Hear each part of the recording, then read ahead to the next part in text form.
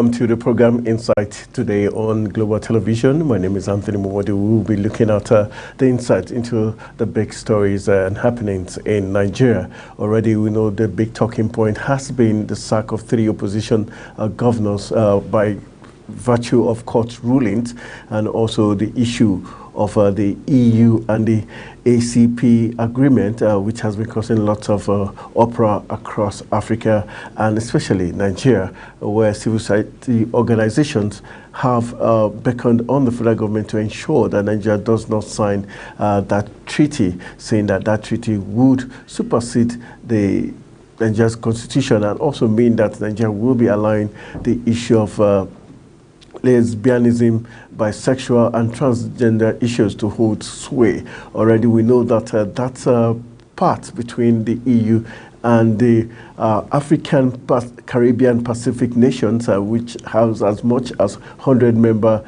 nations, began as far back as 1975, where it was first signed in Cotonou before fast forwarding to Samoa, and now Brussels in Belgium, where the recent agreement was reached again. And that's going to be the the focus of our discourse on today's edition of the program Insight. All right, customary we get guests. So sad we couldn't get one live in the studios, but we'll be having 2 guests join us via Zoom. We've got Jerome Akabueze, who will be joining us via Zoom, and also the publisher of Indigo newspapers in the person of Ogbuefi Chibuzo will be joining us via Zoom to get their take as regards what they think about the recent sack of 3 state governors. We've got one from Kano State, Abba Yusuf, who got sacked by the judiciary, and also he's heading to the Supreme Court, and that of Plateau State in the person of Caleb Mutfang, who also got sacked on Sunday. The ruling was made on Sunday, and he has assured the people of Plateau State that their mandate, which was given to him, would be restored, all things being equal. So we're going to be seeing a lot of legal tussle in the coming days and weeks. Then for the European Union and the African, Caribbean, Pacific nations, it remains to be seen what's going to play out. Already we know that in South Africa, the LGBT community holds sway, and it's allowed in South Africa, but other African nations detest that. Already the African Bar Association chairman for human rights and constitutional duties in the person of barrister Ekuwusi, Sonia Ekuwusi, has said that Nigeria would not be signatory to that. And even if a Nigerian leader did sign that agreement, it was going to take the National Assembly to, first of all, ratify it and then domesticate it for it to hold sway in Nigeria. So we'll be looking at those very silent issues. All right, let's quickly go for a break. When we return from the break, we'll be having 2 of our guests join us via Zoom so that we can look in detail and precisely what awaits the African, Caribbean and Pacific nations if they do decide to go along with the EU by signing that trade treaty, which has been on since 1975. Stay with us.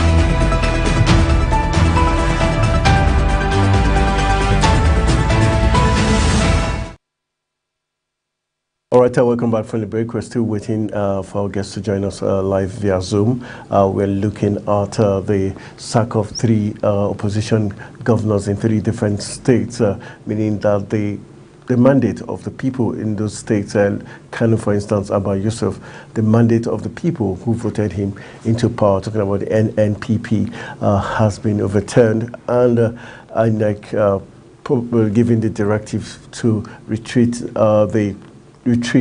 the return certificate given to Abba Yusuf, and also for Plateau State, Caleb Mantufan. Also, INEC has the court has given INEC the directive to retrieve the return certificate given to Caleb in order to be given to the next candidate of the other party who came second in the elections.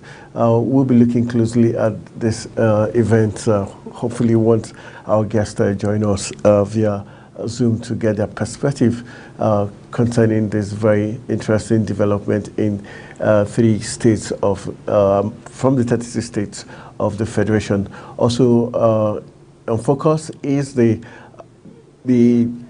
European Union agreement with the Caribbean Pacific nations. A total of 100 nations make up that organization, and a total of 1.5 billion is the accumulated population of these 100 countries that make up this EU and APAC community. It is expected that in the coming days, the issue of climate change, economy and development will be something that will be part of this communique and treaty. Nigeria has said that she is deeply looking into the treaty. According to the African Bar Association chieftain in the person of Barrister Sonny Ekuwuse, that treaty has very devious input, which will be inimical to the development of Nigeria, and so has advised the federal government not to sign that treaty. Hopefully, we also hoping to get a lawyer across to help us look at this treaty, what makes it very delicate for Nigeria to sign. Like we told you earlier on, Mrs. Francisca Omayuli, who is the spokesperson of the Foreign Affairs Ministry, has come out to deny the fact that Nigeria wasn't even present at the signing ceremony that took place. And so Nigeria would carefully be looking at whatever agreement or concession that was reached between the EU and other African nations. Already we got the United States President Joe Biden, who had spoken earlier, saying that the LGBT community, their rights is universal, and so it means every country of the world should accept it. But the African continent is definitely not willing to fully accept it, aside from South Africa. And so in the coming weeks and months, we'll be looking at how carefully, if Nigeria would succumb to signing that treaty, knowing fully well that the 54 nations of the African continent seem to be interested in that treaty, knowing fully well that they will be getting some financial funding aid from European Union. But the key factor remains that Nigeria is a big player in the continent, and so Nigeria being ascribed as the biggest economy of the black continent, would use that advantage to be able to broker a better deal of agreement for the African nations. Is something that we'll be looking keenly to see if that is going to pan out as the EU mounts more pressure. We know that this pressure has been on since 2010, 2018, and recently in 2020 and now 2023, where it seemed like they're about to get their way. But Nigeria remains a stumbling block amongst African nations who seem not completely convinced that that treaty means well for the African nation, especially when you look into the issue of the human rights issue, which is embedded in that treaty, saying that the LGBT rights should be accommodated by all nations. But the big caveat there is the fact that if the African nations do sign that, it means it's going to supersede their own respective constitution, which is something of a great worry for civil society organizations who have beckoned on the federal government not to sign. Okay, we're hoping that our guest would have joined us via Zoom to give us a perspective towards his take on this issue. Let's quickly run in for another quick break, and hopefully when we return from this break, we'll be getting our guest via Zoom.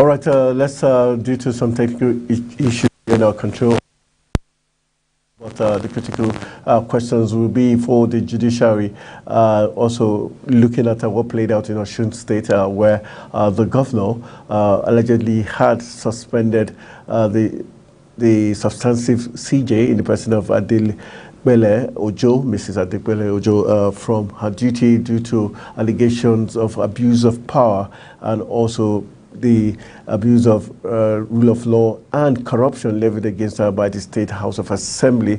That was the reason why the governor Adeleke had asked her to step aside, and instantly he appointed Judge David Afolabi to step in on her behalf. But the interesting story is that the same Judge David Afolabi turned down that opportunity to serve the Osun State government, saying the procedure that was taken to arrive at him being the acting CJ didn't follow the due process, and so because of that he was turning down the opportunity. The NJC was called into the issue as regards the fact that the NJC has a very critical and central role to play for the appointment of any CJ of any state or the discipline of any erring judge, and that is what is playing out in Osun State, though the government had doubled down on that and had come in to say that yes, they didn't ask her to step down, but rather step aside for investigations to be done thoroughly before a verdict can be taken.